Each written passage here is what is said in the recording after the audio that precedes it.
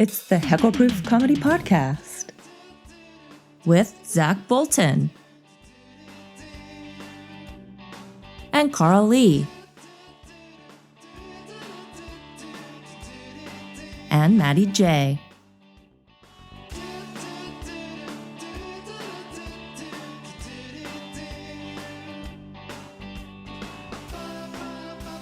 Tonight's episode, film producer Levi Anderson.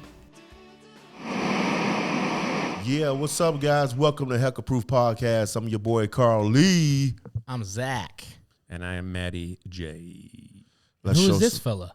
I forgot my lines. Already. This is our producer. This is the behind the scenes, This is behind man. the scenes, man. The producer. The sandbagger himself, Levi. He He actually uses Levi sandbags to hold down the lighting here That's true. That's true. that he made himself. He damn sure does. Got fucking sandbags. I didn't even Levi, realize. you sandbagging son of a gun. Levi cut us some Levi jeans. We're gonna have to put a This still. podcast is sponsored by Levi Jeans. He's responsible Mr. Sandman. for trying to make us Make look me good. a dream. It would be a dream if he could make all three of us somehow look good, but you know he's doing his best. He If you does open up good. to that light a little bit more. There we go. There we go. If you Oh, opened that's up to actually your Levi parents always a little bit more. working.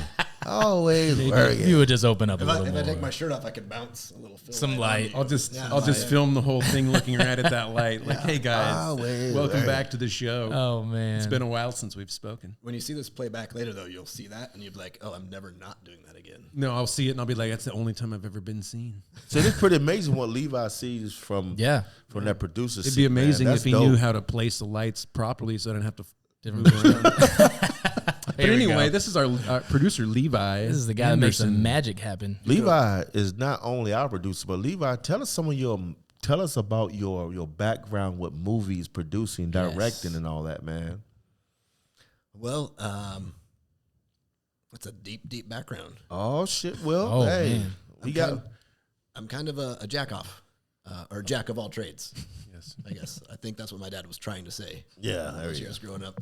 See, now I'm a comic on the radio. Yeah, he's like, monologuing. exactly. chance for all these jokes I rehearsed forever. It's not SNL here, you know. No, I did. I make movies. I make movies that no one ever sees, but I keep. I've seen the Apocalypse one. I watched. Oh yeah, you watched Yeah, Atomic yeah. Apocalypse? Yep.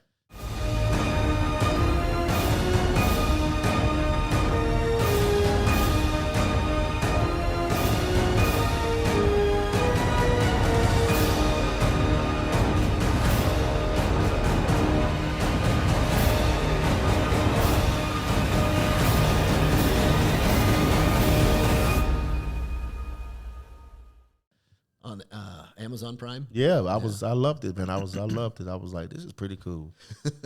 Too bad I recognized the fucking area though, because he filmed it out here. I was like, oh shit, that's my favorite gas station. Right? That's a 7-Eleven parking lot. The gas station. only gas station we filmed at was like totally defunct, shut down. Must have been the one you used to work at. Yeah, Favorite exactly. one. It's his favorite one.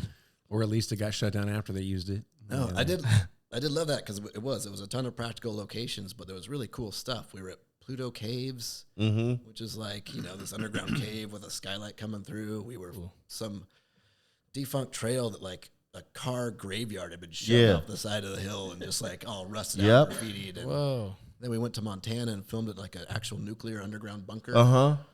Like, it was rad. That was a rad. How long film. did it take to film that movie? That one was 4 weeks. 4 weeks. Yeah. And then production time mixed in with that and stuff. It was probably, I got hired onto that after they kind of had some of the ball moving already. So the script was written. They had most of the locations. The director and co-producer, who was also the star of the movie, had met at some environmental film festival. And she had been a river guide, so she knew all these awesome locations dope. already. Yeah. So they kind of put a lot of those pieces together to build a story around. And then it was actually... the summer that we made that, I did 2 films back to back that were the first 2 films ever that I wasn't working with local crew that I'd known. And like around here in Southern Oregon, there's a real tight creative film community, and we all work together and on each other's projects and all this stuff. And this was the first time I was like just a green shoe coming in, supposed to run the set, but I don't know these people, so I have to like command their respect because I got to tell them what to do. But it was super awesome. So I came in probably 2 weeks before we started rolling to just get all the last things tightened up locally. Nice. And then I was able to bring in a few actual other local crew members that I had worked with before at that point. So, but yeah, it was a ton of fun. 2 weeks in Northern California, 2 weeks in Montana. Part of that trip to Montana involved the 1 day off that every crew member gets. I don't, because I was assistant directing, so I had to get a bunch of stuff together.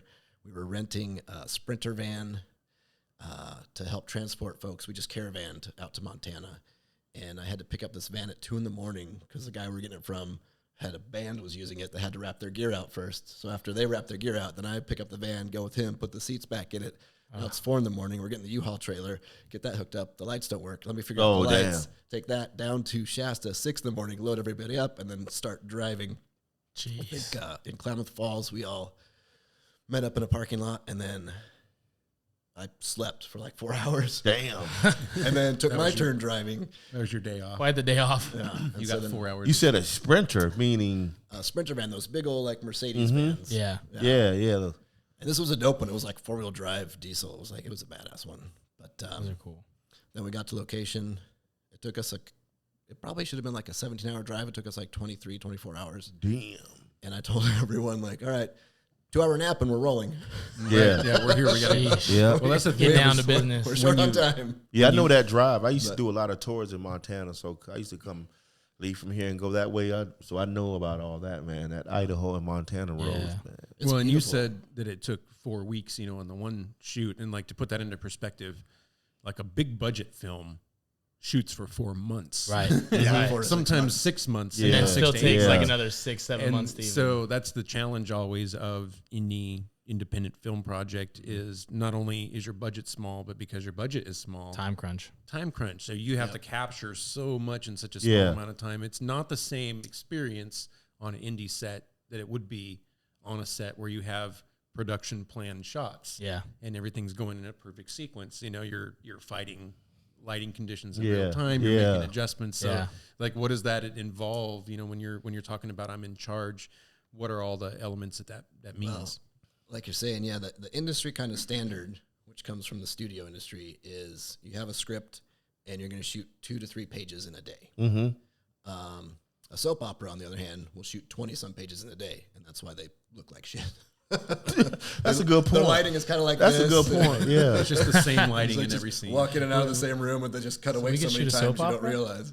Right. But so most of the films that I'm doing, my first role is I'll get the script and I'll break it down into scenes, breakable pieces, and you'll figure out how do we take this, rip it apart into puzzle pieces to shoot it in a way that's efficient, and then the editor gets to put it all back together. And most of my schedules are going to be between 4 and 6 pages in a day. Right. And it really does. It comes down to budget and what can you afford and how quick can you get it done. If you have a bigger budget, you can take the time to really set up and do more.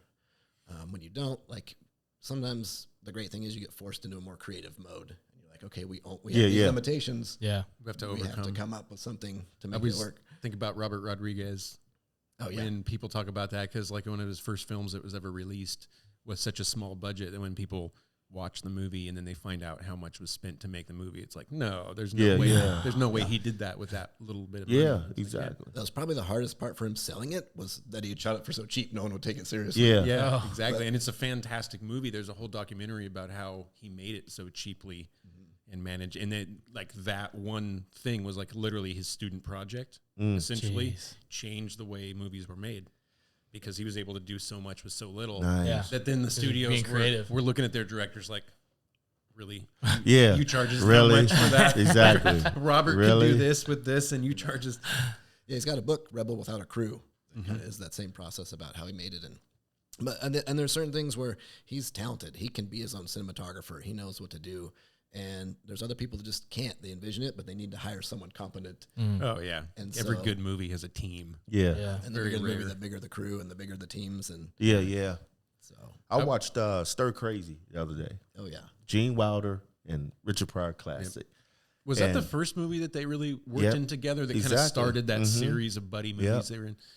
Yep, and he was supposed to be. Which one came out first, Blazing Saddles or Well, Blazing Saddles came out in late for 70s. him, it was Blazing Saddles. Late 70s, right? For Gene Wilder, yeah.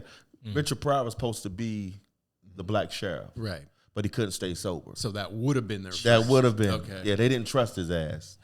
That would have been an trusted. interesting change out. Yeah, for that movie, exactly. too, But how- he how couldn't stay was sober. doing So, but he wrote for it. He wrote that. But Stir Crazy, the budget was $10 million. And they grossed $101 million. it. Right. It was the first movie that a black director grossed $100 million. And guess who that black director was? Sidney Poitier Yeah, that was makes the sense for director time frame. of fucking Stir Crazy. And so that was crazy. Like, That's not the first time his name has come up on this podcast. That's funny. it's not. No, I think it was episode 1. We had a Well, segment. And then the new Candyman movie just came out. Oh, yeah. What was that budget? It's in theaters right now. I don't know the budget, but that was a black female director. And Okay. so she just broke records for being the first one to have, I think, opening weekend top movie. Yeah. I went to see that. Did you guys ever see the first one? Oh, yeah. The first one was dope. I rewatched it the afternoon before I went and I always watched the forget. new one. In I 92. forget that I've seen it, but I have Yeah. because I remember I was pretty young then. I mean, not super young, but I was in high school, and I remember that leaving an impression because of the way it was acted, and it was like such a foreboding job. There's certain people that can do evil, but then there's some people where you're almost a little too convinced. You're like, Yeah. that left a little. Yeah. Like the show freakiness Black behind." Mirror. I've never seen that. That's Yeah. kind of that feeling where it's Oh, like, yeah, I remember that. My brother shit. But Big on it's that. like certain actors can really do that. You know, they Yeah. can just really embody. And that's what I was going to ask you. Like in these projects, I'm assuming that everyone's getting paid a little bit of something. I mean, how does that get managed? Is it like a team of sponsors that are putting this thing together? Or You is said the budget. I is was it really like, where a the budget passion come from? Project more of like if it's your project, you just raise the funds. Yeah, exactly. I mean, that's the hardest part is getting the money because it's an investment, you know? And True. the hardest thing to prove is that someone's going to make their money back on Right. a movie that hasn't been made yet. So it's like until you establish a track record. of And making now you have to profitable almost movies, make a mini Right. version of that movie to sell to a higher level. That's how a lot of folks break into it, especially the younger, like brand new directors. They'll make some short film. Shorts. Like prove the like that. concept, I guess. Yep. Yeah. I did one. Okay, so this was November 2017, and it was. I gotta be careful what I say now. I think it's about to break out the real film, but I've seen some secretive stuff on social media. So, Right. Yeah. but it was a proof of concept trailer, and it was this like action piece from the Book of Mormon, and I was like, I never read the Book of Mormon. I didn't know there was I action. have. Oh yeah. I But never answered the door. I so have, but don't I don't know. remember action scenes. Well, It there's even was- action scenes in the Bible. If you think It about is. Yeah, It's there's true. some Pretty a lot of epic action. ones. Yeah. A lot of incestual action, I think, too. Yeah.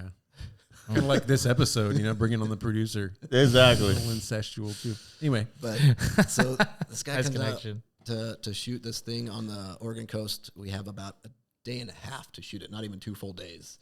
And he had raised more money for that proof of concept to shoot for 2 days than all except one of any of the full feature films I'd worked on at that point. Damn. Wow. And that blew my mind. I was like, holy, and Mormons have a lot of money. Yeah, they do. Yeah. They And a don't lot They of really do. do. They own a state. And they don't really get represented very well in the media. turns out They own a state. they're own a worth state. their salt. Yeah, they own states. Like There's a little Mormon wherever humor you for you. set up a Mormon community, you got to pay somebody for that. You know what I mean? It's like, And I feel like they're like, oh, someone's going to finally make us look good in the movies? Oh, yeah, we'll throw money at exactly. Oh, man. That is a good point. Our last couple showings in cinema haven't been the most positive. When they got reality shows. I just heard about this thing called soaking. Yeah, I heard about that show. No, it's that? not a show. I heard about It that is a show called Soaking, though. What is that? What is it? What is it? I'm curious. Oh, I'm so glad I thought of this for the gosh. episode. This is great. So this is a Mormon thing. I'm going to be outing it a little bit. Soaking? So soaking is a sexual practice among Mormon kids. And what it means is like inserting your dick into her And and just then laying. not moving. Because as long as you don't move, it's still technically not What? right. You've So- already inserted it. right, but you're not moving. And they're already a step You're ahead just of- chilling. You're just chilling. You're and just then- laying in and there. somehow the person you worship is fooled by this. Somehow they're still worthy of I don't worship, want to but call yet it. they're fooled. I don't want want to call it soaking. I want to call it Mormon missionary from Yeah, now on. Mormon It missionary. gets better. It gets Vanilla. better. It gets better. Mormon And missionary. then sometimes a friend Oh God. What? will Push. make the bed move just so it can get a little. So then you can. But it's not on you. My friend is it made a parent? I didn't do no, it. thankfully, no. I didn't do it. Somebody else But did think it. about Yeah. it. You're going that Like Linda Blair, Exorcist that bed. far to not have sex. Yeah. Anyway, I just felt like that needed to come to light. That had to come. If your child ever says to you, like, "Oh yeah, me and my boyfriend soaking. Chad were just soaking," and it's not maybe not a hot springs, you might Yeah, want they're not to look talking into Yeah, about it. swimming. exactly. Might want to Yeah. ask some We questions. don't, but we don't have a hot tub. Yeah, where are you We soaking? don't even at? have a bathtub. Well, do you ever play that game with your lady? The soaking game? Like you just try and hold in there and see how long you can go until. Oh, you start hell, thrusting? yeah. Like, can we fall She asleep don't like know this? I'm No, playing. it's just- Can't do it. She don't know I'm playing the game. You know, she's just like, "Are you all right? Why you stop?" You're like, I'm just tired. Soaking. I'm I trying to. stopped. I'm trying the new soaking thing. I didn't know I stopped. I didn't know I stopped. I thought we were still going. I'm just relaxed. It's very comfortable. Exactly. In I'm there. just enjoying the moment. nice. Why would I That's want so- to Usually leave? it's like That's I so was about to funny. come and I need a second. Yeah, I did. Let me just soak here for a second. Levi being honest. okay. I got to soak right quick. Hold up. The most soak my socks. The most effective 30 seconds and soaking- you started soaking already. What the hell? The most effective soaking technique is when she starts talking. You're like, oh yeah, I was gonna come. That is soaking. That's Definitely gonna keep interesting, me man. from coming as well. The stuff these. The way they've wrapped their minds around Yeah, it, it's the not shit sex. they It's like come the up with. I'm a born again virgin thing. So like, if- you were just if had sex we with were- four No, people you're not a this born again weekend. virgin. I remember everything. I remember everything. I can tell you about it. Fuck your whole life up. I can tell you about this. I just brought that all up to say that, like, if we're gonna make a movie about anything Mormon, Throw soaking in it. Coming We this should- fall, yeah, soaking. And Not coming. And this on the fall. script, soaking Yeah. scene. not coming this fall. Not coming. Somehow they thought God wouldn't notice. Somehow. God's like a velociraptor. He only sees you if you move. And the bed is rocking. But you can't see it. It's the Linda, I like that it's concept. the Linda Blair. I like that concept where, like, if you could sin, like, without moving, God can't really see it. It's the movement that attracts him. You know? Yeah, that's He's what it's got doing. the lizard vision. Right. Don't move. Don't move. Jesus Don't can't see if you don't move. He won't know. Play dead. Turn sideways and just fuck that one direction so he can't see the movement. God's like a Ring doorbell. He just on any sort of movement is when he like comes in to see. But it. that speaks volumes though to the commitment level. Commitment. Because there ain't no Christian couple of that's together that's Catholic trying that either. hard not to actually have Catholic sex. either. Yeah. soaking. So but the Mormons are trying. You know? And how about the gear the females have to wear? You have to wear the undergarments you wear under their clothes. special undies? Yeah. It's not just the women. Like I a don't girdle? think. They gotta wear a it's girdle and right. stuff? It's weird, man. It's got to be the most uncomfortable shit ever. Thanks. They do something too where it's like when they finally get to have sex, it's like just a hole in a sheet. Yeah, Just that's it. That's a the good whole point. sheets. Yeah. That's not just within that religion though. Is that where glory holes came from? That's also just for people who are generally Glory hole. You You got to hit the sound. Glory I hole. don't know which one it is. Let's try this one. That's what you feel after a glory hole for sure. You're like, I should not have done That's that. Nope, that's a chick. There we go. Wait. Oh, there you go. You know, But that's not the- go back to the wah wah. Yeah, see, producing this show, I think I should have access to that button. Oh, that would be dope. I think He that- gonna fuck us up. Levi just will pointed fuck me. us I up. think when people read that spot on your resume where it says producer of Heckleproof, that should pop out of your Yeah. resume. Somebody it should be like one of Exactly. those Hallmark cards where you push the button. You'll read it on the resume. Heckleproof podcast. Why does it say press Oh, here? there we go. Oh, that's a dope one. Look at us. Learn how that we go. shit. Oh, that's cold. I got it right here. Instructions. Boom. He's got at least 6 sounds of which he never uses. What's the rim job button? What's the rim job? Rim shots. Oh, rim Oh, shot. rim shot. Sorry. Little Always leprechaun, going- little leprechaun pops out from under Always the table. going for the low hanging fruit. Who's This lad? one. Whose ass am I eating now? Little leprechaun pops out. I hit So it. we got off track a little bit. We were talking about Movies. and now Then we're we on went No, to rim soaking jobs and Rim shots, soaking. jobs. rim my fault. shots, soaking. Anyway, so let's say Levi has an idea for a movie that Levi wants to make. What's the first step? Is it really fundraising? Is it script writing? Script should always come first. Script should always be ready. But it sounds like it doesn't Yeah, it necessarily. doesn't. Okay. The worst films to be on. Sorry if you're watching this, Brad. Are Oh shit! No way. I The know ones that get Brad. the latest script. literally rewriting the script every single morning of your actors. Isn't Brad the one I read for? Yeah. Oh no. But and actually, we're getting ready to produce October 24th. We start shooting our next film over on the coast here. Oh, dope. So we're gonna shoot that one's a 3-week shoot. So Oh wow. even It's less his time. most ambitious movie with the smallest budget and the smallest window to shoot. Levi, Which is what I love about these indie You really like to shoots. challenge yourself. Levi, I was checking out something. I think it was filmed in North Carolina, but the North Carolina had a budget for something that they could do that they could give to the producer, the crew to fund it. It was weird, like $1 million. yeah. It was some shit they had, like the state of North Carolina had some type of. to encourage film projects within I the think state. that might have been one, but they were able to fund it for It them. Like, creates tourism. yeah, So that's why they invest. That's a in good it. point. Yeah, it's like the Goonies house creates. So how does Right, that shit work? Does like if Montana know you want to film there, there's like you got to go through the Montana movie. Right, and actually, and that one, Atomic Apocalypse, part of it was, I think he got a film grant from Montana as long as he. Yeah, filmed that's some it. of Grant. there, That's right? what it was. A grant. And he got a little piece in the director's actually British, and so he went out and filmed a little chunk back home in Britain just to be able to take advantage of some tax breaks out there. Right. And Oregon has a ton of awesome incentives. It was years back before I ever even knew this would be a career path I would have. Like I grew up farming, and I was like, Oh damn. I did my placement test in high school. It's like, you could be a truck driver or a forest ranger. That's something we have in common. Most people wouldn't realize we're both farm kids. Right. There we go. Farmers only. You don't have to be a movie producer at farmers. I love making movies. The worst part is no one wants to sleep with the assistant director, and that was why I originally got into movies, was because I wanted to be James Bond and travel these awesome places and sleep with beautiful women. But I thought that same thing about being a musician too. I was like, Yeah, man, there you go. You're gonna Yeah. land so many girls, and it's like, yeah, but they're the questionable ones, The question. Yeah. Is that what you want? The questionable ones. Yeah. You can land a lot of fish you don't want to eat too. That's where the drugs come in. Yeah. They say there's a lot of fish in the sea. There's a lot of plastic. There's a lot of plastic. That's what I find. Yeah, a lot of pollution. Do you have a favorite project that you've worked on, or something that you're always like, man, that was probably the highlight of my career so far? No, I don't think my This, highlights really? come yet. Yeah, I mean, this is the Heckleproof Heckleproof podcast. podcast. Is really Yeah, it. wow. I mean, it doesn't get any better than and occasionally I get to film Karl doing a stand up at Chadwick's. That's always it's an exhilarating moment. Yeah, he just filmed it, and that shit looks so good, man. Oh, really? Yeah, he used. What are you using that for? Some promo stuff, or? Oh yeah, always. Because I'm at. It's like I realized I got to just start filming more. Yeah. Of my stuff. That's what especially every because comic needs to do right now. Yeah, is like- get a reel going. get a good reel going. Because I've been a lot of stuff been coming my way for me to submit to, and I'm like, damn, I gotta have I want something more, because like some people don't want to watch no more than 5 minutes. Some people don't want to watch no more than 10 minutes. So I want to be able to have some current stuff, just to have like, okay, if they want 5, got the 5. They want 10, got the 10. They want 25. So Yeah, that makes sense. yeah, But we still got to get you a website.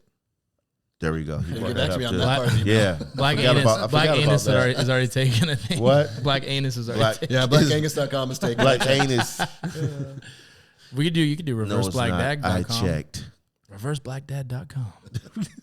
That's true. It would be cool to have like your catchphrase as your web. Like if I was going to have a website, mine would be Treat Yourself. Treat It yourself. definitely would be. What would mine- yours be? Mine. Daddy's home. Right, something creepy for sure. Creepy. See how uncomfortable Karl I is? know. It's like, Just kidding. Now imagine if Karl would have been female. Let's times that by 13. well, you gotta. I don't really have a catchphrase. Oh, you don't gotta get I one. mean, I don't know. There we go. I mean, I don't know. Dot. Once you go Zach, you never go back. There we go. There you Or go. there we go. Yeah. Never go back like a bad restaurant. I did back when I was starting out in stand up. We had my buddies and I were like, we got to come up with catchphrases. We got to do a catchphrase set. And so I came up with, I am sleeping alone tonight. And so I did this whole routine about fuck. bad relationships. He said it Oh, was in there the we go. beginning. It's just exactly, man. That's a good He point. In the said, beginning, don't judge him on it. It's like in the Bible. beginning. You want to In the hear one of my beginning. first jokes? No, you It's don't. bad comedy. I'm doing all these just bad relationship jokes. And I'm sleeping alone tonight. Right? And then as I finish my set, my girlfriend gets up and storms out. And this is at, I don't know if you remember the Lithia Fountain and Grill in Ashland, the soda shop. It's now the Red Zone Sports Bar, whatever. Yes. Okay. Yeah. Huge picture window right behind the stage. Yeah. So I chase her out, and now we're arguing right in front of the window. As the Oh, MC that's comes back on. hilarious. all those jokes about me. It's like, no, those jokes are about Mark and his girlfriend. Like, Yeah. I don't do personal stuff on That's stage. Right? exactly. My Then girlfriend why? encourages it. She's cool if I bring up stuff. She likes it. She loves why it, did man. you I've keep seen saying her. She don't even Hello, give a good shit night. about that. She's just Mine's like, a comic. She's "Won't you-" been in my Yeah. routines, and I've been in her routines for There we years go. now. There we It's go. funny. Like I heard a joke not too long ago, and I was like, "Oh shit, that she wrote that about me." A normal guy would have been like feeling bad about it. I thought it was funny as hell, man. I love it. It's great. I never. When I get roasted, I love it. I never dated a female comic. Yeah. Never. Me neither. That's interesting. They're too good for me. I, They're all smarter than I am. Well, so they first don't of take all, my that, jokes. like most of them don't exist. they don't. You know, it's hard to date something that doesn't exist. Like I haven't dated many unicorns. No, yeah, no shit. They exist, just not here. It's funny. There's like a ton of female comics up near Portland. A ton. So if you Seattle, want to date female Portland, comics, go Seattle. to Portland. That's Actually, the promised land. Are they really Portland, good? Seattle, Sacramento area. Everything except for Southern Oregon. yeah. We have like a dwindling amount, and we have a rotating door of female comics. It's funny, like we have female comics that'll be active for 2-3 years, and 2, then 3, exactly. drop out for a couple of years, Exactly. and then they're like her friend pops in for those 2 years, and then her friend gets sick of it for doing 2 years, and then all of a sudden you hear this name like, hey, I heard that name. Yep, 2 years ago. yep. She's back, and so it's funny you have this revolving. Yep, cycles. exactly, man. Yeah. But a lot of comics, a lot of my boys date female comics, and because it's also like, hey, if you live in Portland, you're gonna come across one. You live in Seattle, Sacramento, Bay Area, but I think most comics, the reason why it works to date another comic is if you're really out doing it, there's not that many people that understand what your schedule's like. And a lot of girls, in the beginning, they're like, oh, that's cool. You're into comedy, you do this, or you're into movies, you do that. That's really cool. But then when they see how much time it takes away from the relationship, Yes. it creates Yes. issues really fast. oh, Of yeah. like, I didn't realize you were into it that much. And it's like, well, how the fuck do you think I'm supposed to make it? Yeah. Like, I can't be like Exactly. half-assed into something. exactly. Right. Yeah, it's really hard to keep relationships if you're in the film business. And it's hard to date someone also in the business if you're around each other all the time. I've seen successful That's a good relationships point. where like the guy's an assistant director and the lady's a camera lady, right? Right. They're not around damn. each other all day, but they're in the same industry, so they understand the work. Yeah, hours, yeah, they're yeah. on the road together, they get to travel together, but then they're doing their jobs separately. So they're not always stuck. Yeah. Yeah, But what'd then you're suck if still you were coming like- home talking about the same shit. You No, because there's different drama. There's different drama Okay. in different departments. So But it would suck, yeah, if you like fell for the lead actress and you're the director, and then you have a falling out mid movie, and you still got to shoot the last half of the movie, and now you hate her. You know what I mean? exactly. well, you take that. You take that. Yeah, you use take that. that, you do something with it. Do something with You it. Marvin Gaye that shit up and just You put weren't it in supposed to your throw her down the performance. stairs. That wasn't in the scene. I know what I was feeling.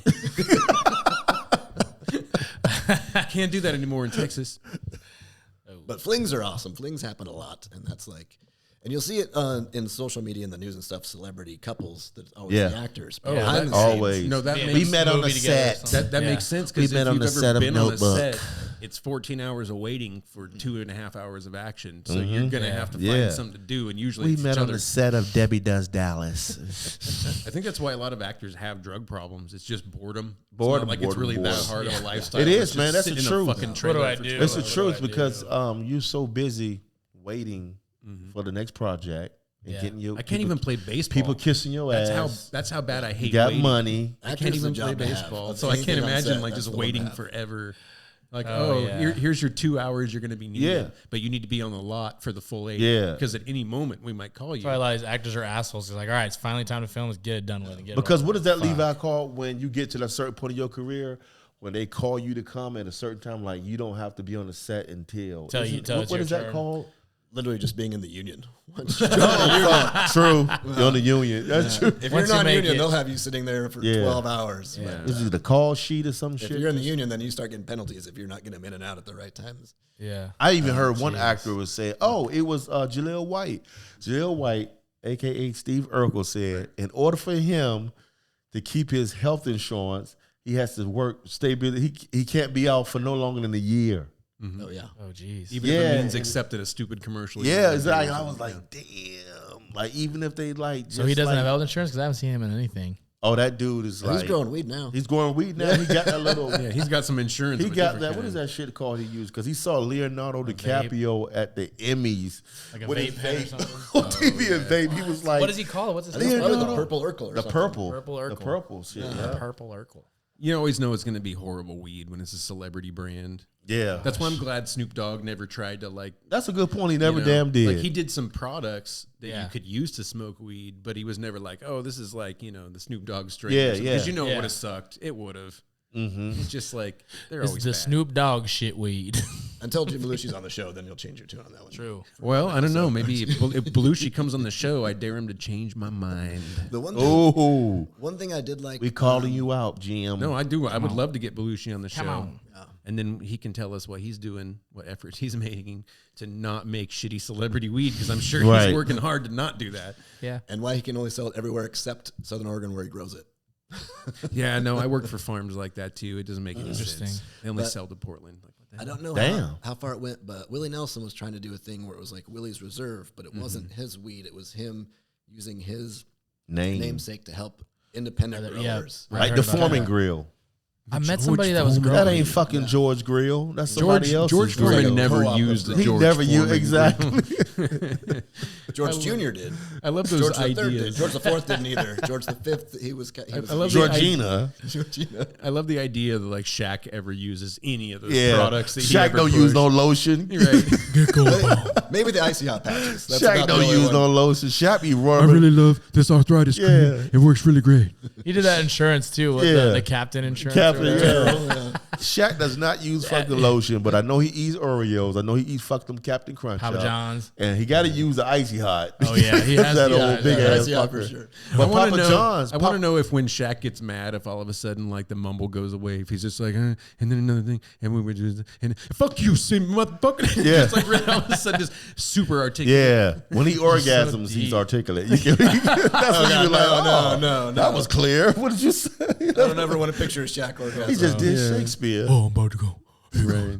That's one shot he can't miss. But Shaq got Papa John's. They came to him and asked him what he wanted to Yeah, consider. partner with them. But because of Papa John's Using that owner word. made a bad word, So they had to fix it. Yeah, so That's how they fixed Shaq it. wasn't going to do it at first, but he was like, I'm not going to get on that racist dude. He was like, oh, no, he's not the chairman of the board. He's not on anymore. It's like, Yeah, oh. got him off. So Shaq was like, all right. But they had to get their image back. They had to get it damage control, boy, because it was Yeah. bad. They were the worst. Who better else than Shaq? He's like Yeah, they were the worst pizza.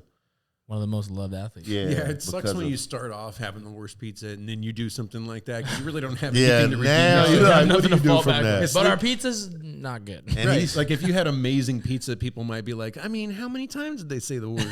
yeah, and he actually, and that's what I love when people like rat you out that you think that you just being, this is just between me and you, right?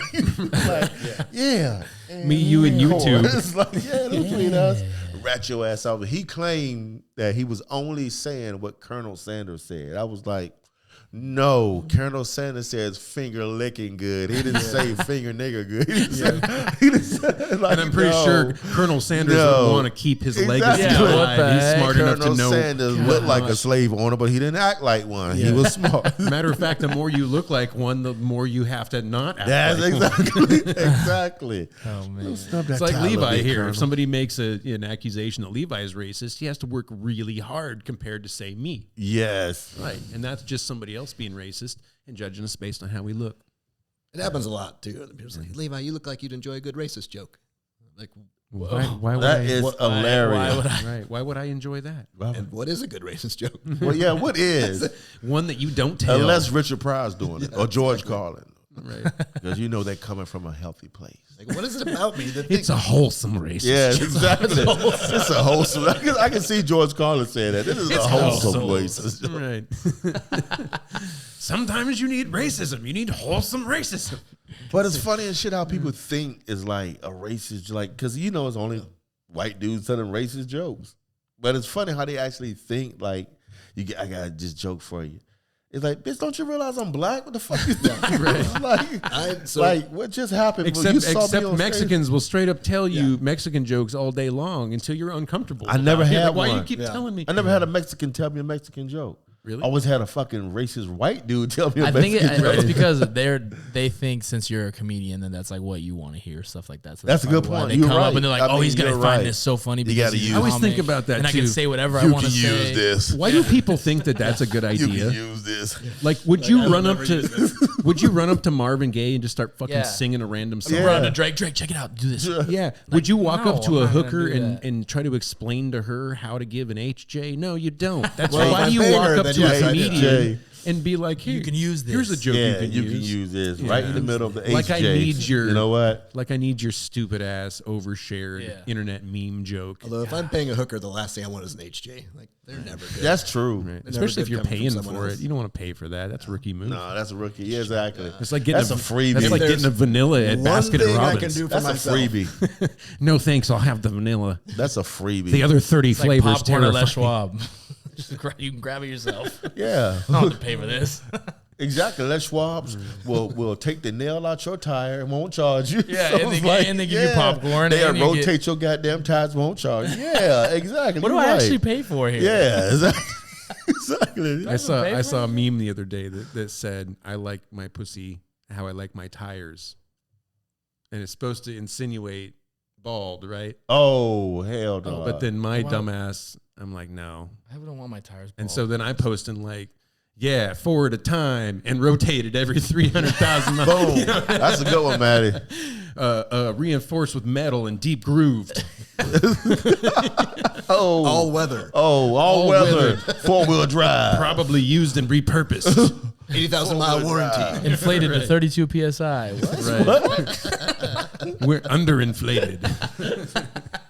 I prefer mine under. We have to at our age. Yeah. Shit we talking At about. our age. So Hey, yeah, your what's- guys' age. back to the topic at hand. Before we get to somehow WAP and start singing that song. Wow. So what would you consider like in all of what you've done in the movies? Me and you have had this conversation, so I know your answer, but what's your favorite part of the filmmaking process now that you've gone through and you've been able to experience things from working on sets and coordinating to maybe just working lighting to just doing editing? It really is the onset flings. Those are the best part. That's why I got into the business. You mean like really on set, like happening on set? Oh yeah, in the trailers. Oh, Yeah, on the grip truck. Jeez. So and that's well, and you that's grew up on a farm, so that should be most of the flings. If it's not the trailer. actors, That's it's like home. It used to be a livestock trailer. Now Yeah, it's exactly. That's exactly. gonna be I see where you're going. it's gonna be the grip and the makeup artists. They're the ones that are always getting it. The on. grip. The fluffers. Hey, Matty. They got strong Hey, hands.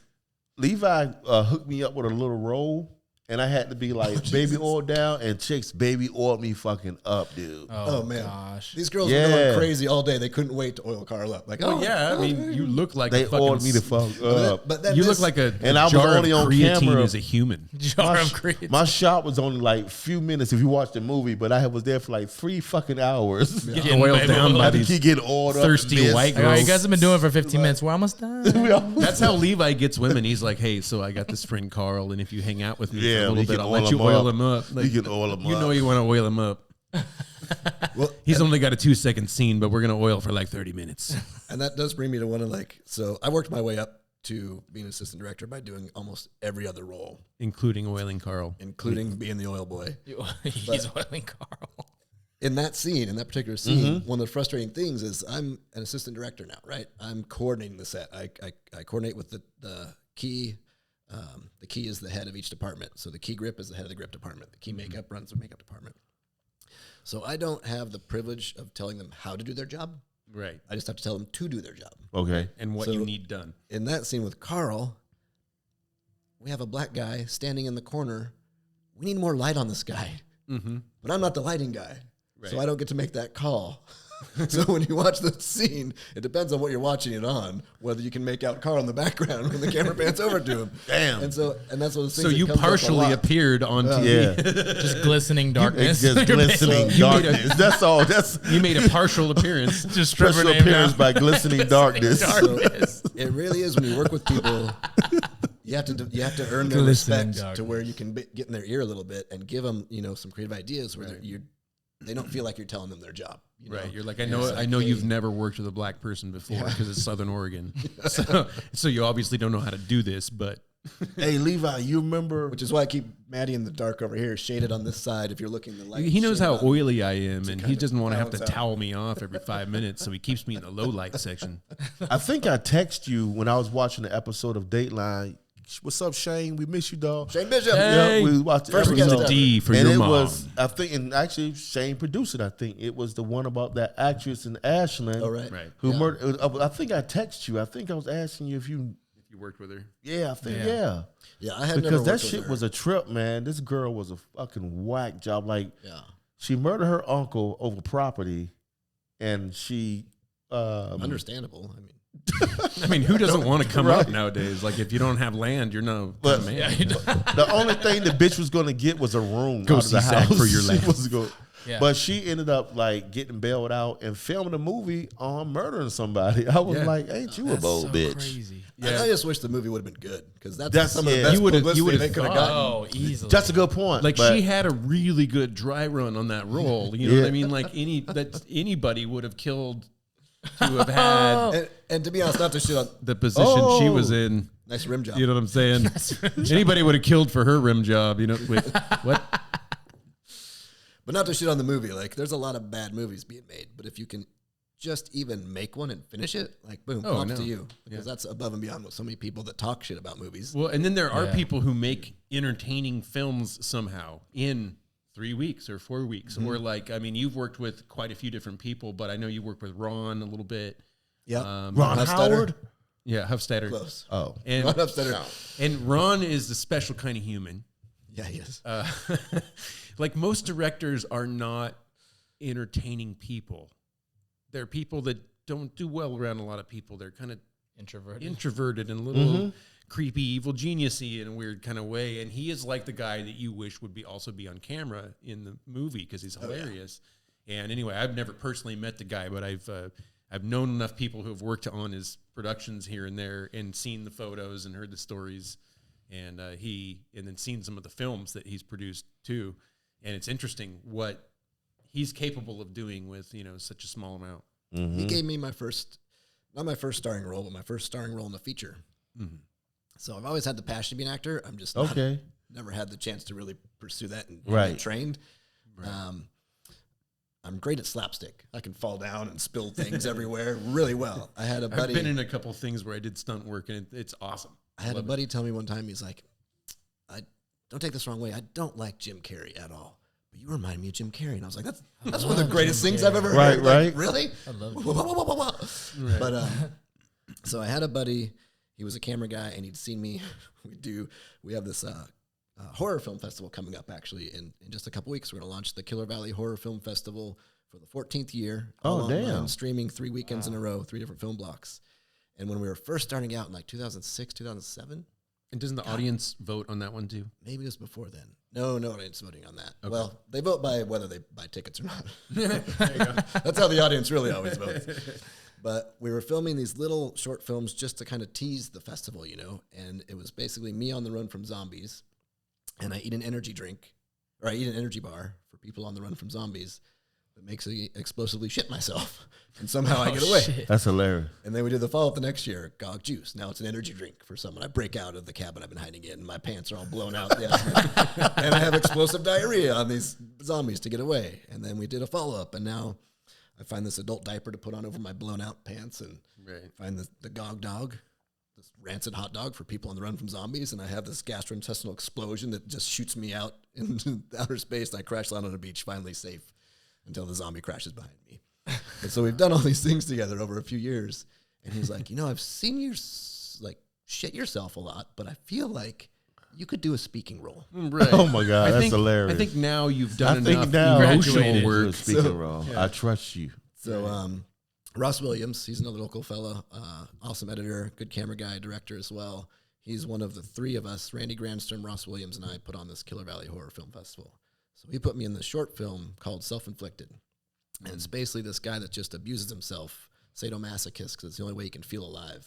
But he's looking for love. The only problem is these women keep realizing what a fucking weirdo he is. Right. And my girlfriend at the time, I just caught her cheating on me the second time. So this time it was for real. This time I believed it. And I was like, this isn't acting, this is therapy. So I was like, True. It was a good it time. I can was see perfect. It was that. perfect timing. I Good can time see to be that. in there. So Just then like after- cutting for real, listen to My Chemical Romance and shit off camera. And Because then that's a after good that- point, Levi. I think a lot of actors who we think like, because we get so starstruck sometimes we see Mm-hmm. somebody and they don't want to fucking be bothered No. Yeah. because the actors, I'm like, you got somebody like method actors who really get into that character, Take 'em. and it actually it's some type of detachment from their normal shit, and It really so is. and then you come across some like Christian Bale or somebody in the public, and they be like, no. I don't. It's like, and you fucking assholes. Like, Yeah, that's he always been did my his job. He Yeah. entertained you, bitch. The Yeah. That's always mechanic was been my- great. That's always been my point, man. If you really respect an entertainer, you see an entertainer out in public or something like that, the only thing that person wants to hear from you is, "Hey, thank you, man." Yeah. That's it. I agree. Yeah. That I is appreciate it. your work. I That's all. appreciate your work. It's done a lot for me. I watch it all the time, and leave it at that. Just keep walking because, man, that person is just a person. They're out there doing their thing that day. They don't necessarily have 15 minutes to listen to you, go on and on about all your favorite moments in their career. Because guess what? As soon as you're done talking, you have nowhere to go from there. Right. And now it's just awkwardville because you don't. You're now engaged this person's time, and you have nowhere to go because you've just told them you just vomited all. Of Yeah, this stuff. it's like when I Just tell them thank you and when keep I was walking. when I get booked with big names, I'm the type of guy like I'm gonna stay out the dressing room because I know this is their shit. But Right. they want me in there, and I just keep quiet and I allow them to facilitate the conversation because I don't want to just be like because we got fucking Thursday through Sunday to work. It's like I remember when I got I'm to gonna work give you your with, fucking space. Yeah. I got to work with Corday, and I didn't really even know who he was at the time. I just said there's another guy at another show, right? And then the day of the show, a friend of mine's like, "Wait, you're on what? Hey, I'm on the show with Corday." Really? Like, yeah, it's later tonight. I'm Yeah. still not understanding. And so he starts explaining who this guy is, right? And I'm like, oh, damn, he's got some cred. He's Yeah. done some things. And so it was interesting because that night I'm sitting there and Corday, if you see him before a show, he is focused, man. It's almost like he'll talk to you right up to about 15 minutes before he goes on, and it's almost like a switch flips. And even if he was in the middle of a story, just boom, power down. Pre-show Corday happens, and he's looking at his notes like any other comic.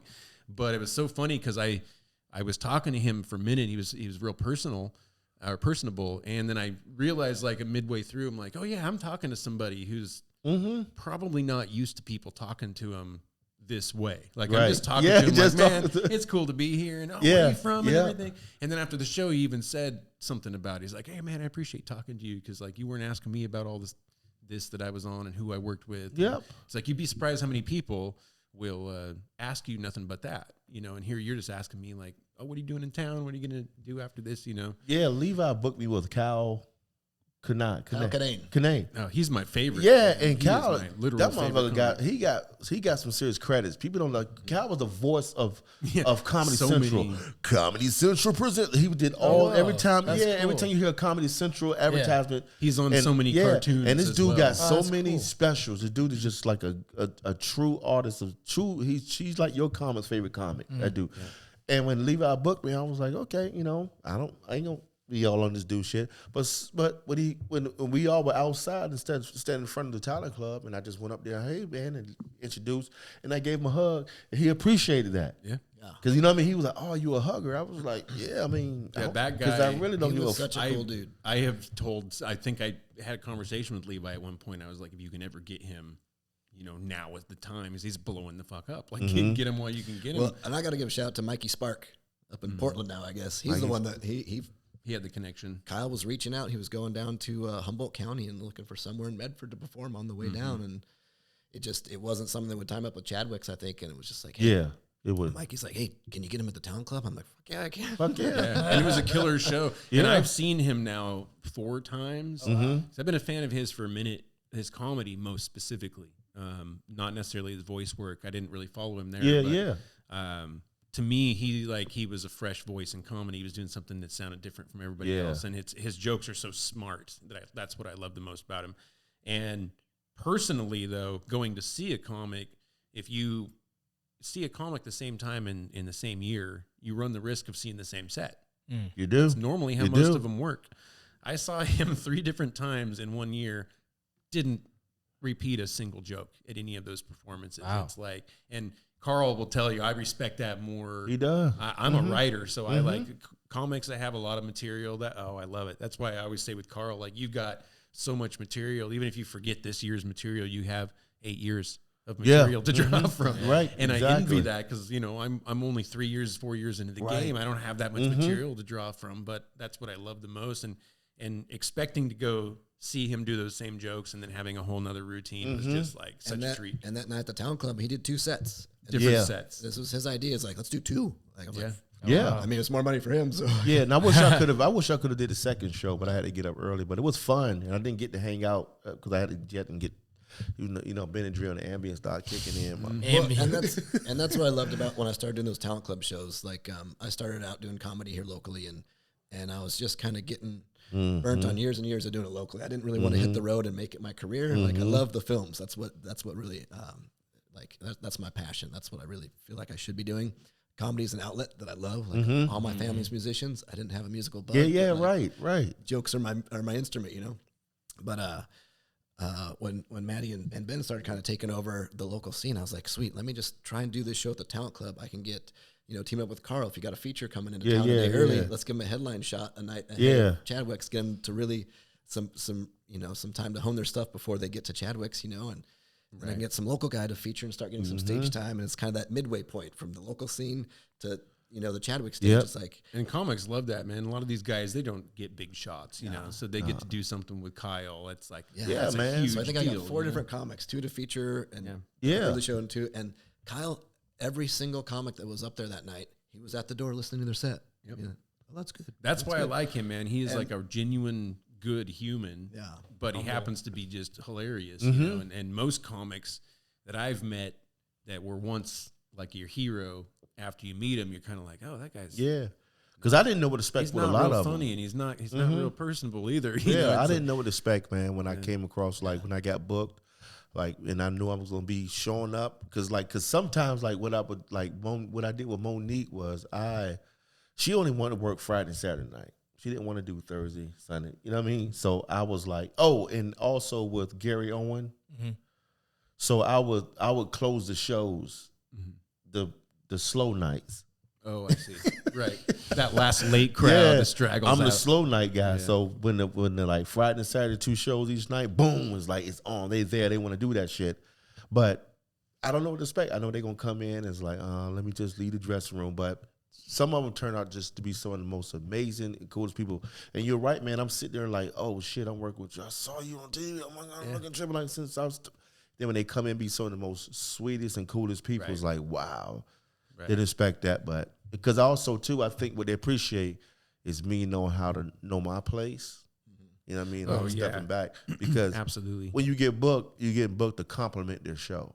That's what you're doing. Like the booker's looking like, hey, I think you'd be a good fit. So I was like, oh, perfect, cool. I appreciate that.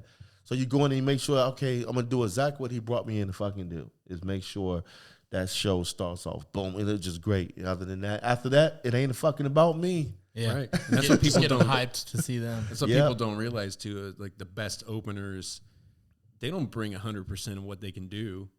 That's a good point. They give you the best 80% because they're leaving you room to take that energy and just blow it up. Like if your opener hits them in an Eddie Murphy way before you even hit the stage and has them like faces hurting before and then you take the stage, they already want that guy back. Yeah. They don't want you anymore. Like bring back the guy that made me feel that. Yeah, that's a good point. So like a good opener, you're not trying to bring your A game. I mean, in my opinion, like every time I've ever opened for somebody else, if they're the feature or the headliner comic, it's like, I'm not bringing my best game. Exactly. I'm bringing my best show for that set. For that set, for what And we I'm doing. getting the people right to, in my opinion, to like an 80% of where they're needing to be. If you can get them there. That's a good and point. Then let your headliner work that 80 to 20. That's the funnest part of comedy is when the guy before you gets them to that 80% and you still have some work to do. Because if that guy before you brought them to the peak of where they're going to go, you don't have any room to work with. It's hard to be as memorable. It's hard to like really keep that energy up. But if you start at that 80%, you can in an hour, you just gradually take them up, and then at the last 20 minutes, you have them at that 100%.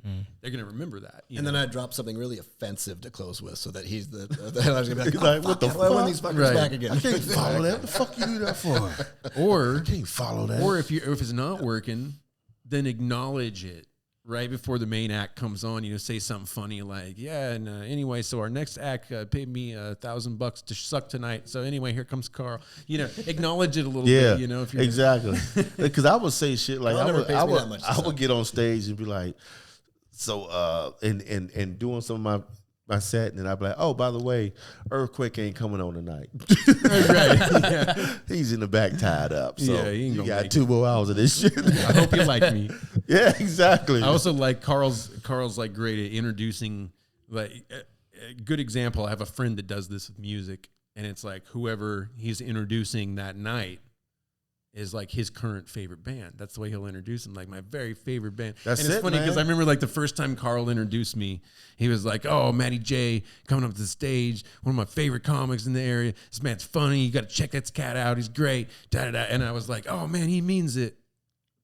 And then I found out just what he does. I was like, "Damn!" but he doesn't even actually believe in my act. But what's so funny is I just had 2 dope ass comics. I had Michael Harrison out of Canada / New York now, and I had Robert Amato out of Sacramento. Both of them are hilarious. I mean, killers, and they my boys. We talk off stage a lot.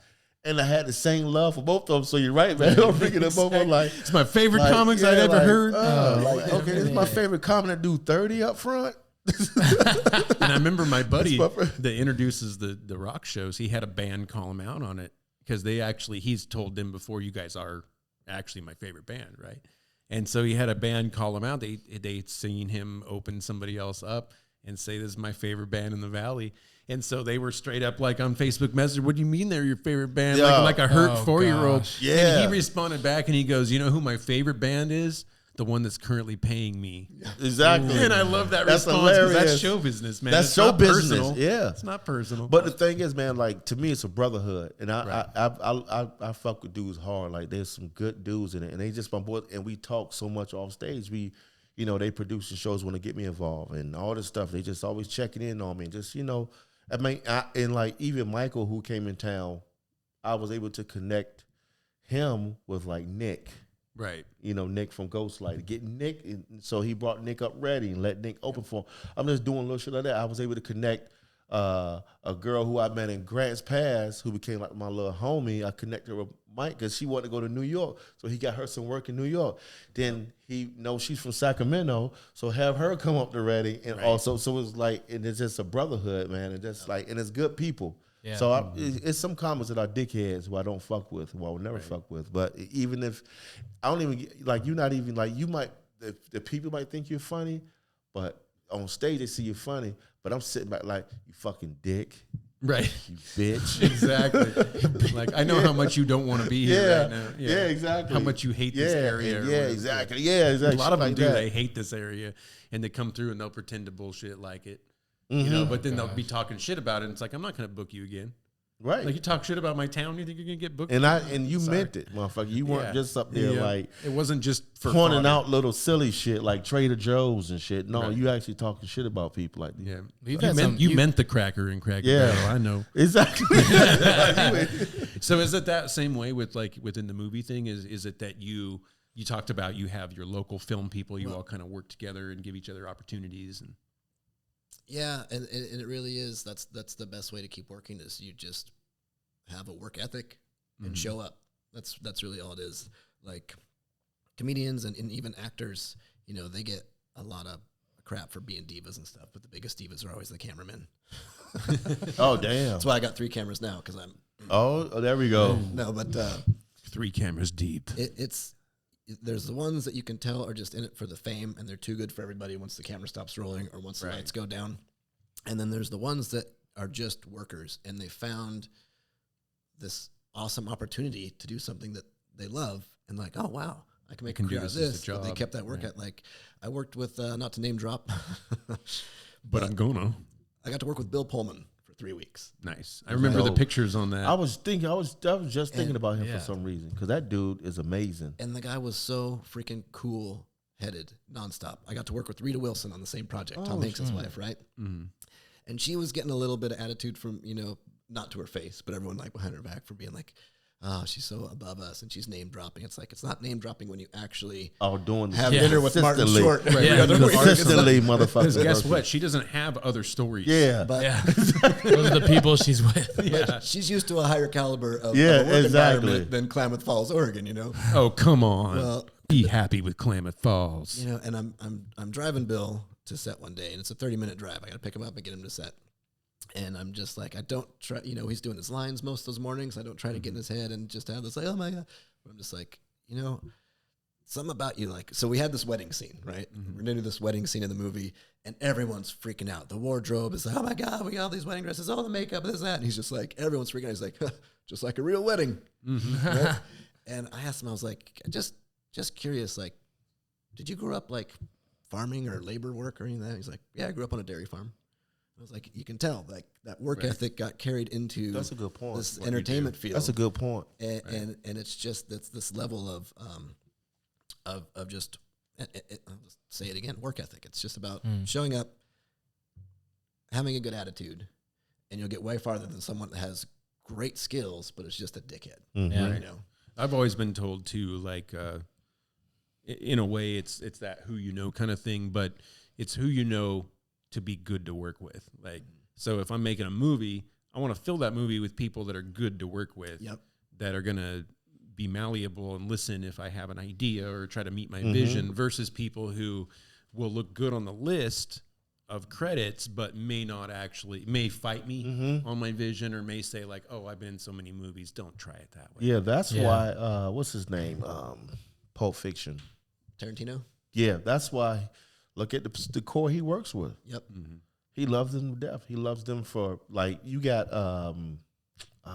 we have to forget another name. What's the guy that's in all his movies?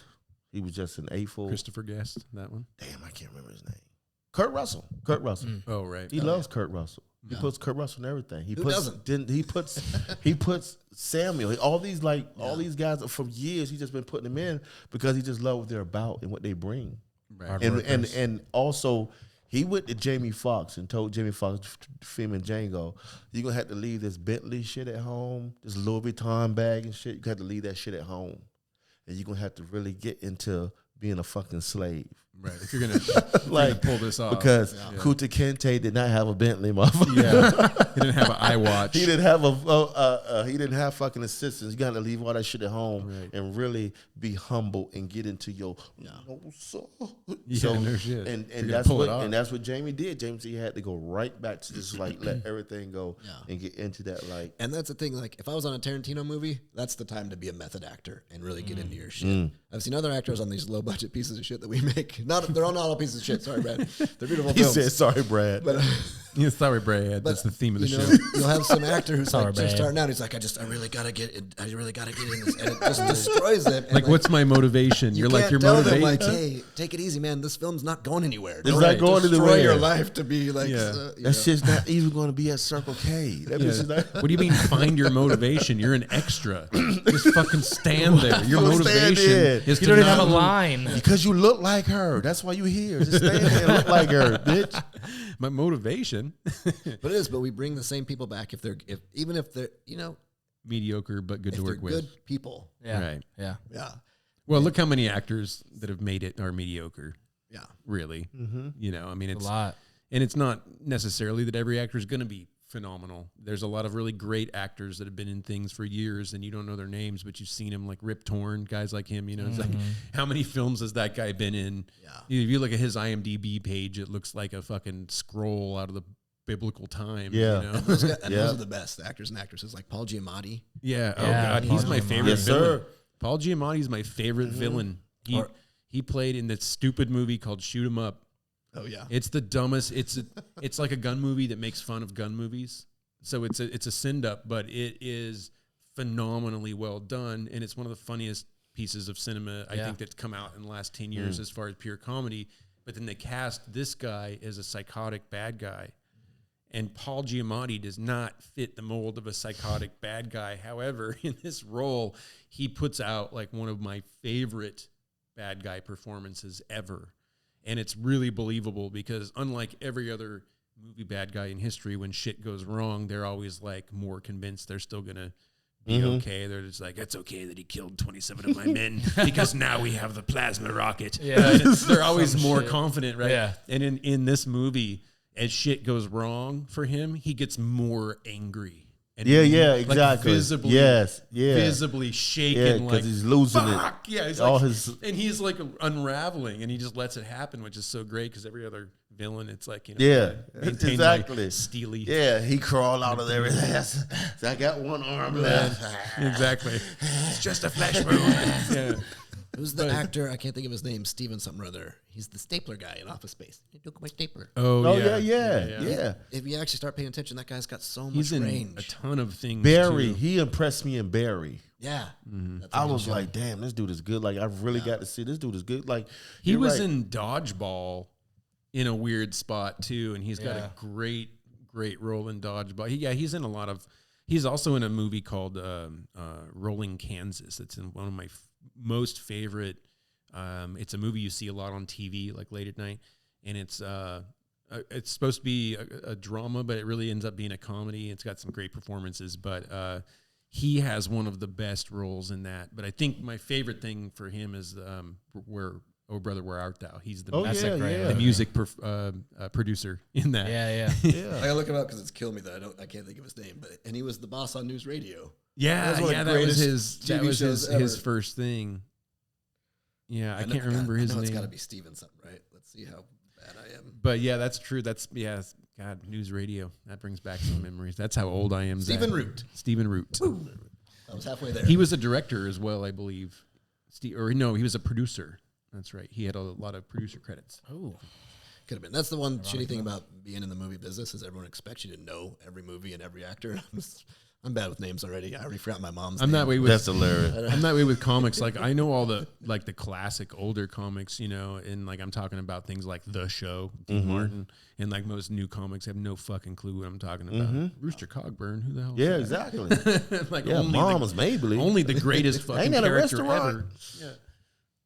So yeah, it's interesting to me because I've always thought, anytime I've spent behind a camera of any kind, it's definitely you either have it or you don't kind of thing. And I think for me, like, it's possible I can kind of do it when I really focus, but I'm always in awe of people who just naturally look comfortable and real behind a camera because I certainly feel like I don't. Like I watch shit that I'm in and I'm just like, oh yeah.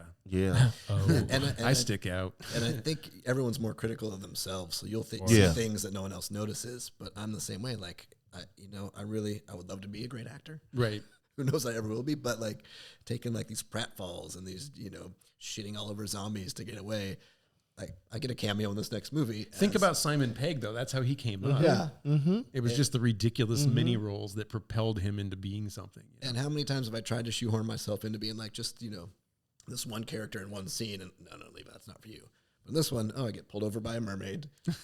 And I claw my way out of the sea 40 minutes later in the movie, barely hanging on to life. Right. And Oh, and like, in he's this like, one, you're a child molester. Yeah, that one you can do, Levi. Yeah. You can claw your way out of the sea just fine. Yeah, if you don't do have get- to really deliver any lines for If that. you did get typecast, it would be an odd. That would be the name of your typecasting. Just odd roles. Odd roles. Or the guy who really likes good racist jokes. We got a role for a guy that really loves racist jokes, Right. but only good racist jokes. Levi, would you like to come and read for it? I feel like you would also work really well as the questionable uncle in almost any story. Like you could be the it is, questionable uncle. Play the person you are in real life. Right? But it's not like you don't know why it's questionable. It's just like, no, sweetie, don't play over there. Yeah. It's that kind of questionable. Like, why, Daddy? I don't know. Just don't. I don't know. Just don't. I'd be more comfortable if you stayed away from that man. Gosh. He has a look. So, like, how do you see it evolving? So, like, what you've done so far. I know you have goals. You've told me your goals are to like just do more work because you spent a lot of time working on comedy and you want to kind of renew your focus. Like I worked myself up because I fell in love with film. I didn't know it existed as a real thing, Mm-hmm. you know, for someone like me. And I had moved down to Ashland to go to SOU, right? And my cousin had just graduated as a theater actor in New Jersey, and he was like, "Oh, Levi, I only tell this to people jokingly, but for you, you should do stand-up comedy, be an actor, for fuck's sake." And I'm like, "Oh, okay." So SOU, they got the theater department, the Shakespeare Festival. I was like, "Oh, I've never done it before. I'll go to SOU. I'll be in the Shakespeare Festival in 2 to 3 years, and I'll make it." And then I got down here, and it was just like, theater work is a grind. Like, props to anyone that makes it in theater as an actor. Like, behind the scenes, set construction, that kind of stuff, lighting design, there's awesome talent there. But to make it as a stage actor, it's a fucking grind. I bet. The movie Black Swan, it's about ballerinas, but that applies to theater actors. Like, they have to grind and compete with so many people. So I got there, and working class background, I'm like, here, I'm paying for classes, teach me how to act. And they're like, no, you build sets for 2 years, and we might let you audition for an acting class. Wow. I was like, And then everyone was in the spotlight. We'd be after class just partying, and everyone's got the spotlight on all the time. And I'm like, this really isn't my thing. Yeah. Right. So I found this little goof-off video class. There was no major in it. It was just something, you know, for some fun credits. And the professors were like, hey, here's a camera. Here's how it works. Go shoot a couple angles of whatever you want. Come back. We'll teach you how to edit. Full creative control right out of the gate. We didn't have to do Tennessee Williams. We didn't have to do Shakespeare. We got to make up our own shit. And I fell in love instantly. I took every video class. I did my capstone film. I did a second capstone film. I helped my buddies do their capstone films. We got the first ever student film screening at the SOU in the Mies Auditorium. They just built it. And it was just like, boom, my eyes opened up. And you guys kind of built that film festival up as well, right? That wasn't a thing that existed. Well, I don't know. I think there's a student film festival now, and we didn't create that. We just did our first ever student horror premiere one, though. of the Killer Valley Horror Film Festival, and now we also have a Killer Valley Comedy. Yeah, I saw that. Yeah, I saw that. So, because there's always kind of And a I still hybrid. don't have an invite. Damn. It's all online. You'll get the email. You'll get the email. Yeah, that's what I always It's all say. virtual this year. We had to do it last year for the pandemic, and then this year it's just like people are still sketchy about crowding into a theater. Yeah.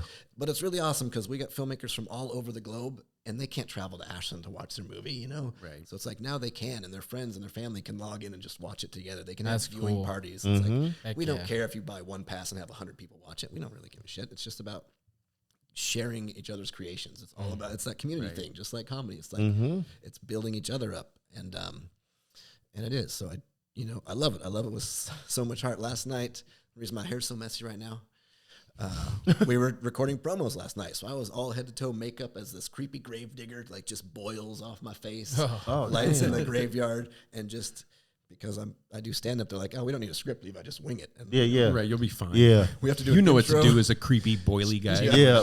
Creepy intro, boily intermission, uncle. and closure for all 3 film blocks. And about halfway through, I'm like, I ran out of fucking puns for this Right. graveyard filming shit. Right. That's true. How zombie can you be? But it's so fun because it's just we're creating it. It's, again, Ross, Randy, and me, 3 guys. And of course, Randy's family is always there to help out. They're awesome folks too. His daughter Brittany and his wife Michelle. But it's just creating with family, and it is family. I kind of grew up farming, and then I worked restaurants to get myself through college. And I always compare film work to restaurant work because it's like everything has to happen in prep, or you're gonna get fucked when that rush hits. So I like if you're not that. prepared, and then when it hits, it's work, go. And sometimes the passion gets the best of people, and attitudes can fly. But at the end of the day, you all have a drink together, you talk it out, and you go into the next day. And as soon as that film is wrapped, so many of my best friends and family are made through the film business, Right. and it's awesome. Because it's like a thing you had to survive. Yeah. Sometimes it's a thing you want to do. Sometimes it's a thing you have to survive when it's a creative project. Because I know I've been on shows where it's like I couldn't wait to do the show. Like we did that great thing at the Criterion. I couldn't wait to do that show. Like That was an awesome I like working with all those guys. Yeah. You know what I mean? Exactly. Yep. But I've also had comedy shows where I'm like, oh man, I agreed to that. Man, when I did. But I tell you what, man, you still got to perform. And it's just like an actor. You can't show up to a set and decide 2/3 of the way through the movie that you're not into it anymore. Because if you do, you screw everybody else that's on true. the production. And that's the thing is sometimes you'll get through it by being like, well, at least there's a paycheck. But that's the wrong attitude. That's the wrong attitude. Because I've met so many guys. So we did this film, Besetment. This was the first feature film I did with Brad. This one we like, right? This one we like. We like them all. I With love Marley, Brad. with Marley, Marlon Marlon, with that one, right? She was one of only 2 actresses, I think, ever in history to have a kissing scene with Elvis in his movies. Wow. And she was Bruce Lee's love interest in the movie. Yeah. So she works with us a lot on a bunch of our projects. She hooked up with, didn't hook up, but met up with Ray Robinson. He's a local producer and director, and they clicked. And so they team up whenever they can. Yeah. And he brought me to Brad. Mm-hmm. Brad reached out to Ray. He's like, I just need someone that knows how film works so I can have someone I trust on set. Yeah. And I worked myself up from grip to lighting technician to camera operator, special effects makeup. I did sound mixing and boom operating. Like I did everything except hair, makeup, and wardrobe.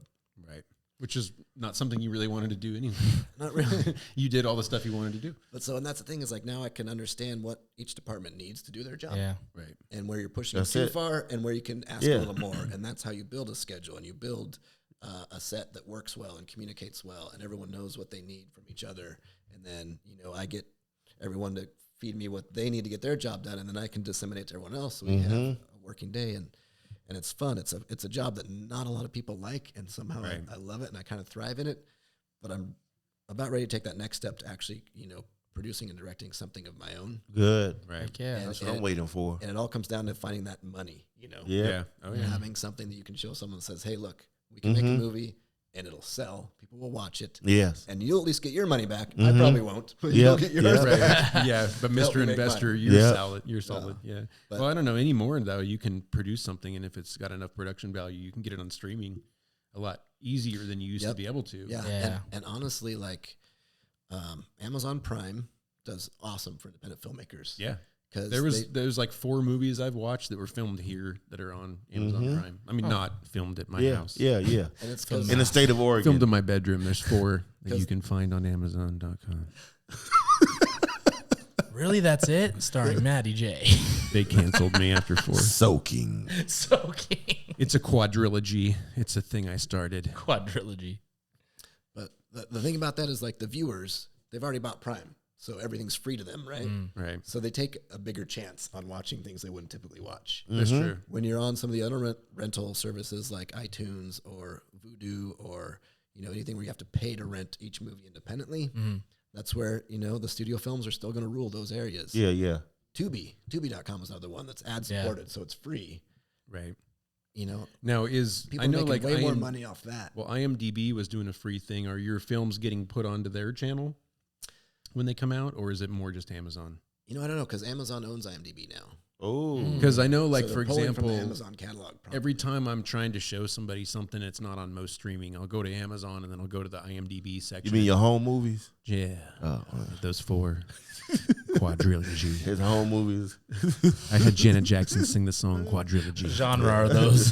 What genre is that? Gonzo porn, And what genre is soaking? Is that like Gonzo journalism? Mormon soaking Gonzo. That's porn. what I don't get. Like Gonzo journalism, Hunter S. Thompson was like, you do a bunch of drugs and you write the wrong article for whatever. Right. magazine. You write the wrong headline. The Gonzo Bachelor. porn. There's no drugs. Like what?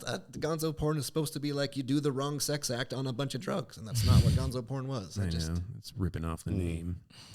Anyway, I had a story about besetment. I totally forgot what it was. There was something. You were talking about that was your first one that was coming out through the streaming, right? No. No. But anyways, it's a great film. Check it out on streaming. I You saw said it. that It was was the good. one. What's it That called? was the one we liked. I remember I that. seen it. I watched it. It was a really good movie. What's it called again? It was really good. Besetment. Besetment. It was really good, man. I don't want to tell you about it, but it was like The path Yeah. of the righteous man is it was beset. some shit that could really, if it had more money, that shit could be. That was a good movie. That's what sometimes happens with movies, though. You make a independent version of it, and then somebody sees it. Yeah. And sometimes contacts you for the rights to remake it. Yeah, exactly. Yeah. And what was cool about that is we filmed it in Mitchell, Oregon.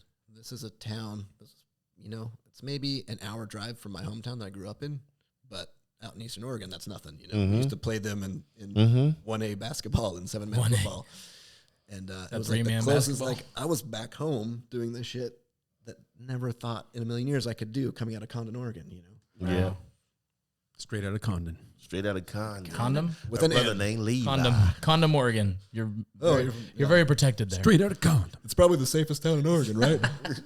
It is. It is the safest town in Oregon. They put us in the Oregonian twice. Safest town in Oregon, Condon, Oregon. Really? And Where is both- that at? And both times there was a string of burglaries the next week. Oh my gosh. The town where no one locks their doors. I love it when they come out with that Well, we shit. do now, you assholes. There was a article that came out in an episode of the Mail Tribune's monthly thing. This was like a couple years ago, and it was like most dangerous cities to live. Mm-hmm. And Medford came up on one of the lists. I was like, yeah. you motherfuckers have never That's been hilarious. anywhere if you think Medford is crazy. That's hilarious. Like if They you did on honestly, some if crazy, Medford, like, crimes per Medford capita freaks you out, thing. I want to take you to a couple places and just watch your ass Yep, bitch out. exactly. Well, and that I grew up really sheltered. I have the white privilege, you know. I have the white privilege. I have the it. struggles. I mean, you have. I have it in the side Like room. it's in a safe. I keep it in the have white fridge privilege. so it doesn't go stale. People thinking Medford's the scariest place. I was walking down Houston in like the middle of the night, like a Right. dumbass, because I don't feel like anything gosh. could ever happen to me. Yeah. Shit, And Houston people is see me and be hardcore. like, that guy must be fucking crazy to be walking here by Houston is himself. fucking hardcore. I did that bruh. in Mexico one time. I was just kind of drunk and it was super late and I was walking and I was kind of mad about something and I sort of was just walking wherever I wanted to go. And I'm in like, I started in Cabo, but very quickly, if you walk, you walked end up in Tijuana. if you walk from Cabo, you very quickly wind up in a place called San Jose, which is like San Jose is like the LA of Mexico. It's like a sprawling valley kind of town, and there's a lot of stuff, but it's not a touristy place, you know. And so it's sort of like walking between Simi Valley. You just don't do it late at night, you know. It's one Yeah, I of those learned not things. to walk through Juarez with my video camera in my hand. Oh, that's hilarious. Jeez. Oh no, we'll take you. Yeah, we'll take you. Get in my cab. We'll take you to the real part of the city. Come on, my I'm friend. with Vice. I'm My doing a friend. documentary on drugs. My friend. How many Vice cameramen do you think are actually Exactly. dead? Exactly. Oh gosh. That didn't make it into the expose, you know? Yeah. Like they just have a disposable list of cameramen. They keep sending them in until one's finally successful. They're like, oh yeah, this Grant Hamilton kid, he made it. Yeah. Now they just record the streaming. So it's like, you roll cameras. We're going to record it back here in the Right. studio. We're going to mail you the camera. Exactly. We won't be in the room. So to you, what's your favorite, I guess, scene that you've done or been involved with? I could go really goofy and funny and like that, but honestly, so we worked with Shirley Knight, as an actress on this film, Redwood Highway. Gary Lundgren and Annie Lundgren directed and produced. And we were talking actually about Adam Sandler earlier.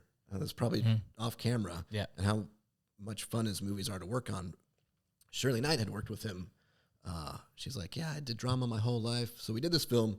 She's the grandma that the son has put her in kind of retirement village, and her granddaughter's getting married, and everyone she feels like has given up on her and just is like casting her away. And so she just takes off and hikes all the way to the Oregon coast, but no one knows where she is. And this manhunt to find her. And it was really cool. And I really loved working with her. So I took her out to dinner after we wrapped, and she still didn't give it up. But because I was taking her dinner on a sound mixer salary, I guess. Yeah, exactly. Because you went to KFC. Or a boom operator's salary. Kent Romney was the sound mixer. Sorry, Kent, to steal your thunder. But she talked about Adam Sandler's it's a family time. Every time he does a movie, like he called her up to do these comedies. She's like, I never done comedy before, but Adam Sandler makes everyone feel like family. And so it's so fun. She's like, I'll never not work with him. Her voice is prettier than that. But anyways, so we're getting a chance to work with Shirley Knight now. And we do a scene at It's a Burl in, I think, Kirby on the way to Cave Junction. Weird little Naughty hole in the wall. genital warts of trees that they turn into artwork. And she has a scene with Tom Skerritt. And they're up in a treehouse, and we're filming this treehouse, and it's her and Tom Skerritt, and they're just having this emotional moment. And I'm just sitting there, you know, boom mic overhead, and it's a movie, right? Well, they are so into this, and they're such good fucking actors that tears are just running down my face. And I've only cried at one movie in my life at this point, you know. But you have to be silent Oh yeah, I because can't. you're running the fucking mic. And I can't be like hobbing and jiggling the boom pole either. It's like Kent Romney's on handling noise, Levi, handling noise. Hold that boom stiff. Right. It's a good term for Right. Hold that boom stiff, boy. it. Really, Hear that like, in the bedroom. and that was like it's a testament to their performance and to like really great actors that can just pull you into a moment, even when you're surrounded by everything else. That, Yeah. Like you know it's fake Obviously, because you're yeah. making the movie. but in all that of a sudden moment, it it's feels not real. fake. Right. In that moment, it's really real, and it was a kind of a magical moment. I was like, this is fucking beautiful. You're like, this is why I'm doing what I'm doing. And Awesome. my mom finds out later, you worked with Tom Skerritt and you didn't call me. Right. Oh, my mom's hilarious about stuff like that. I remember the first time I told her I was working with Karl. You're working with Karl? I was like, now you care because you've heard about somebody. Carl Winslow. My mom was the same Family way. Matters. Uncle Karl? Carl Winslow. My mom was the same way. She knew about every actor that ever existed. I swear, she would know about Yep. everybody. No, she was funny though. I think my mom, the reason why she was stoked I was working with Karl is just because like her friends were like diehard Chadwick's fans, and at the time they would go to both Friday and Saturday. They'd watch the comics on both nights, and I was like, "Oh, right, that's a super fan, you know, for sure." Yeah. And so Nobody does that. She was really excited because it's like, "Oh, my baby's doing comedy, and my friends are gonna see him. It's on a stage they know, and everything." Awesome. And I was like, "Yeah, I'm doing a show with Karl," and she's like, "Oh." She just fun. You're doing a show with Karl? Carl? Your dad? Like, yeah, over at, Karl at Chadwick's? Like, you're doing a show at Chadwick's? I'm like, no, I asked Karl if he wants to do some shows with us. And then, like, he's asked me if I want to do some shows. Right. So we're kind of doing a little co-op thing. And she was just like, well, are they going to censor you? Oh, that's hilarious. Which so I love that was her reaction. That's was like, they're going to hilarious. censor you. I know it. My mom got all wet when she heard I worked with Bill Pullman. She's like, tell me when you Right. work with Kevin Costner. Because my dad used to look like Kevin Costner. Oh, that's funny. But so this film coming up in October, November, she's like, So now you're talking about casting Kevin. shit based on mom's thirst level. Well, I don't do the casting. That's the other problem. Everyone asks me to put me in or put them in my movies. I'm like, I don't do the casting. Right, Yeah. exactly. But she's like, is there anyone in this movie coming up that I should come down and see? I'm And like, sleep with. I should come down and sleep with. Yeah. Oh, God. no, Should but I I'm like, come down and roofie? I'm like, I'm in the movie, Mom. You maybe want to come see me once in a while. No. I'm in the movie this time. I meant someone interesting. Oh, yeah, it's all right. Never mind. No one can roast you like your mom, you know? Like, man, if your mom's got a sense of humor, no one can roast you like that. I mean, just take the wind out of your sails. I knew you when your penis was this big, and I still know you when your penis is this big. And I thought it would grow one day, but I guess sometimes mothers are wrong. It did grow that one time you let your friend Eric sleep over, and that was interesting to Mom. Oh, Lord. So, speaking of that, how does someone see the films that you and your friends make? No, like if somebody wanted to watch some of the stuff. So, I mean, obviously you can go to YouTube and find And Amazon Yeah. Prime, guy. But Amazon Prime, is that the number one place to go? And that is the thing; they're kind of all over the place because each production's a little different independent film. So, I know Ron has his own YouTube channel. Tunnel 13 Films, Tunnel John Huston's 13 films. Ashland. Joma Films. That's the Lundgren family. They're the ones that produced a couple of features here in Southern Oregon. Dolph Lundgren from Rocky 4. Shane Brook Media. No, it's not. That's who we're working with now. But I put together beavermedia.net. Okay. That's right. That's right. And so I just have the homepage right there is just links to all the films we worked There on we here go. in the Valley. BeaverMedia.com. That's actually got all your Beaver Media. projects, right? Anything I've ever been a part of. There we go. Even if I'm just the sound, if I'm the boom op. Our film was punk on there. asses are even on that, I think. Oh, shit. Yeah. Well, I We got a sure page are. for, I got a Damn, page we for damn podcast sure are. production. So if anyone's looking for a podcast to be produced, Boom. Thanks to us, we made. Yep. We gave Levi a whole new angle of. so it's Income. not. I don't have my own production company for films, but I wanted to make a hub where I could just tell people because I don't. Some of these are on Tubi, some are on Amazon, some are on Right. iTunes. Just check it out, and there's something for everyone. There's even family films, if you can believe it. Damn. Right. You know, we made a Christmas movie years ago, and Check it out. Well, the other thing that people don't know about you also is you worked, in addition to just those kind of films, you also did some comedy shorts as well. oh yeah, Like short little things that you've done throughout the year. So I don't know, are those also linked to that, or is that more like, oh, I only let certain people see that? Funny as L. We Yeah. did those skits for a while. We would get together once a week and just do like 3 or 5 skits.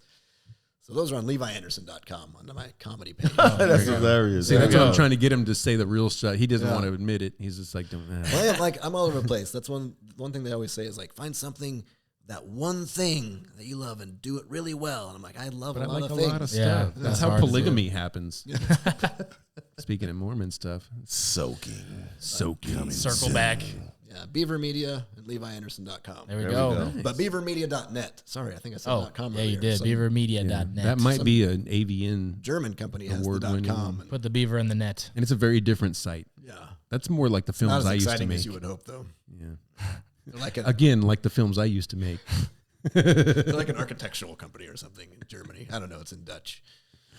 Well, man, we appreciate what you do Yeah. for us here. And Yes, if sir, the people buddy. that are Huge. watching and listening don't know what Levi does. Levi is primarily responsible for putting everything together, all the visual, all the audio, everything you see if you're watching YouTube. He's switching cameras back and forth.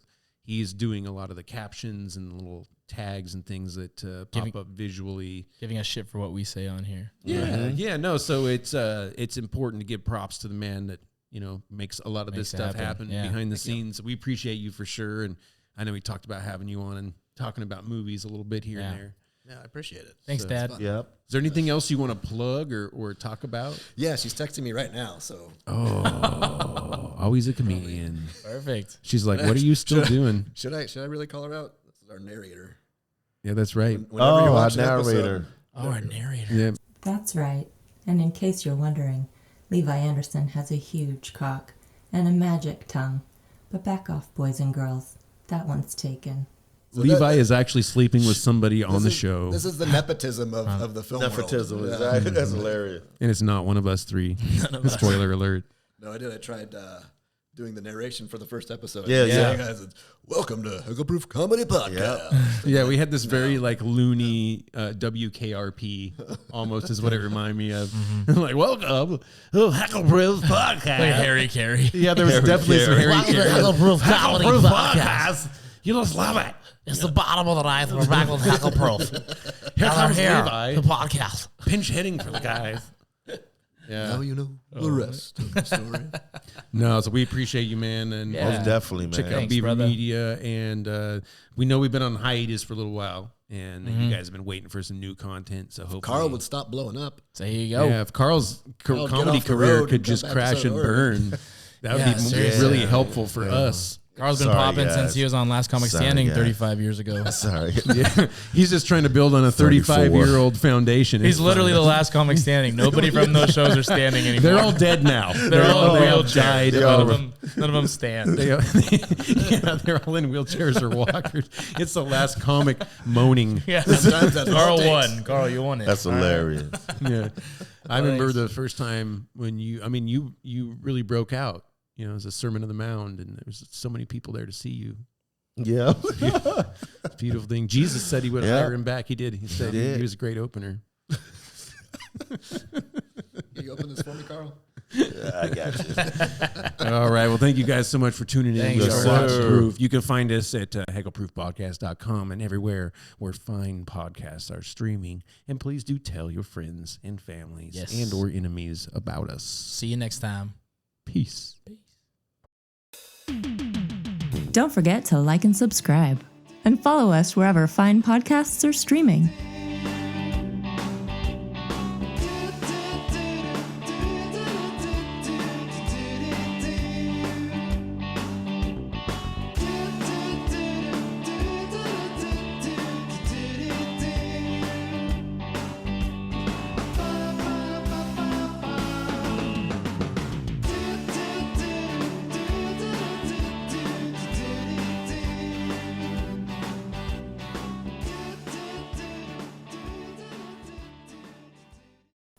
Well, I like the "that's right" part. I'm just trying to figure out where to put it. Just right before I say your cock is so huge. Or where?